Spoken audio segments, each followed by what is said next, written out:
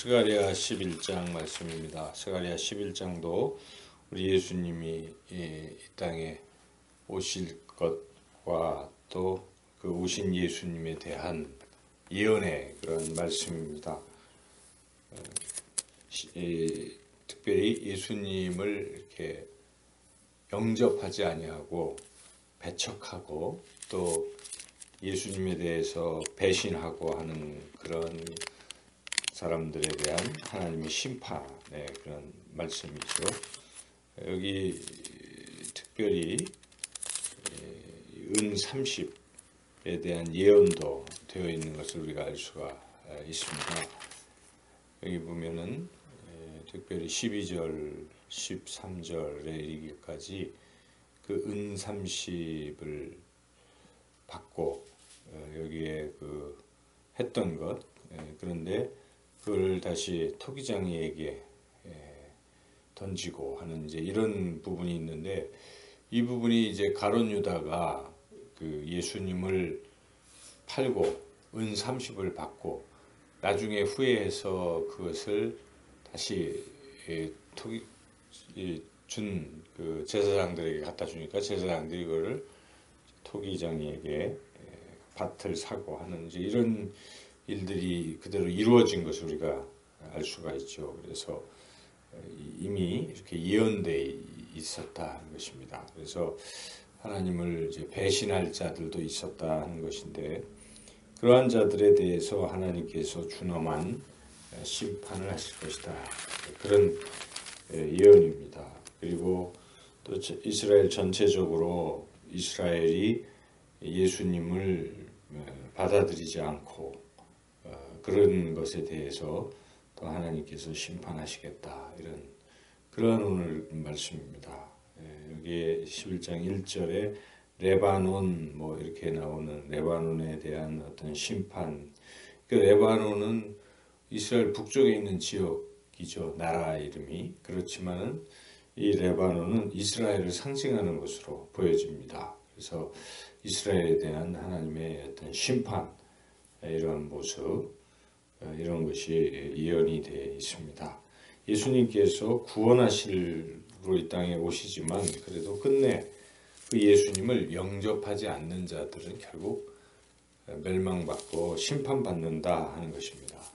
그래서 그게 분명히 나와 있는 것이죠. 요한복음에 읽어봐도 예수님을 영접하는 사람들은 다 생명을 얻고 구원받고 죄사함 받는 것이지만, 그러나 끝내 영접하지 않는 자들은 심판받고 멸망받을 것이다 라고 분명하게 말씀하고 있습니다. 그래서 우리가 예수님을 믿고 안 믿고가 얼마나 중요한 차이가 있는가를 잘 알아야 됩니다.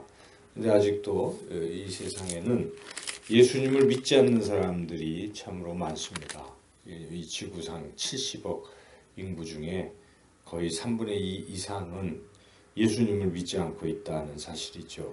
그래서 우리가 그들의 그 운명을 우리가 생각하고 불쌍히 여기는 마음이 있어야 합니다. 그래서 그들에게 복음을 전해야죠.